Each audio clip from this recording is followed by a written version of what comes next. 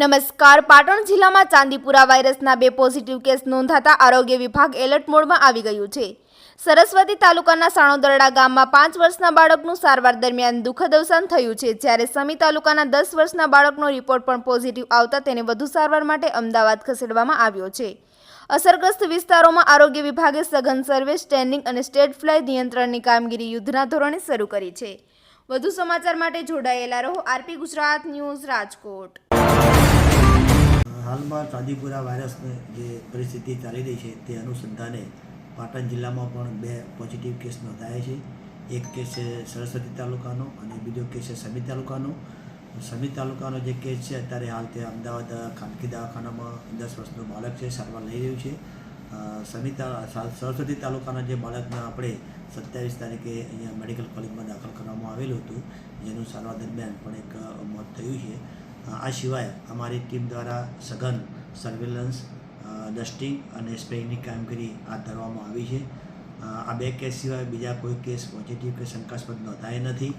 જ્યારે કેસ મળે ત્યારે અમારા ટીમ દ્વારા તમામ જે ગામના લોકો હોય એ લોકોને આરોગ્ય શિક્ષણની કામગીરી પણ હાથ ધરવામાં આવે છે.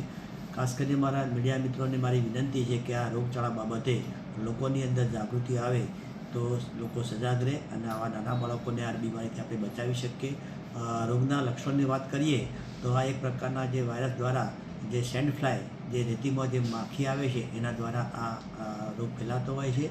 અને આ માખી છે જે ખાસ કરીને કાચા ઘરો હોય, ઈંટો હોય, તિરાડો હોય એવી જગ્યાએ રહેતી હોય છે. અને નાના બાળકોને જ્યારે માખી કરડે ત્યારે ખાસ કરીને વાયરસ દ્વારા મગજનો સોજો આવે છે, તાવ આવે, ઉલટી આવે, ઉબકા થાય, બાળક બેભાન થઈ જાય, આવા ખાસ લક્ષણો હોય છે. અને સાથે સાથે આવા લક્ષણો દેખાય તો તાત્કાલિક અમારા સ્ટાફ દ્વારા એની નોંધ કરી અને ગાઈડલાઈન પ્રમાણે આજુબાજુના 50 ઘરોની અંદર જે નિયંત્રણ અટકાયતી કામગીરી કરવાની હોય તે કરવામાં આવે છે. આ રોગના અટકાયતી ભાગરૂપે અમે તમામ મેડિકલ કોલેજથી મળીને જે મારી આશા બહેનો તમામ મેડિકલ પેરામેડિકલ સ્ટાફને આ બાબતે આપણે સજાગ કરી તાલીમ પણ આપવામાં આવી છે. તાત્કાલિક રિપોર્ટિંગ કરવા પણ કામગીરી કરી છે. એટલે આ બાબતે અમારો સ્ટાફ ની અંદર એકદમ સતર્કતા આવે અને તાત્કાલિક ડિસિઝન લેવાય એ પ્રમાણે પણ કામગીરી હાથ ધરવામાં આવી છે. તો આ પ્રમાણે કામગીરી હાલમાં ચાલી રહી છે.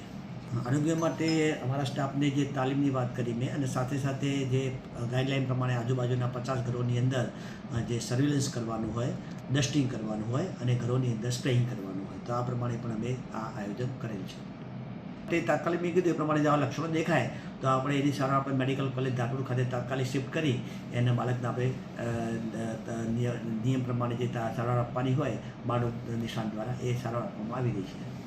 બાળકની સમસ્યા જે કીધું જે મગજનો તાવ કહેવાય, જે સેલ્ફલાય જે એના દ્વારા ફેલાતું હોય, તો એ લક્ષણો કયા એ પ્રમાણે બાળકની તકલીફ હતી ને આપણે દાખલ કરવામાં આવેલું હતું.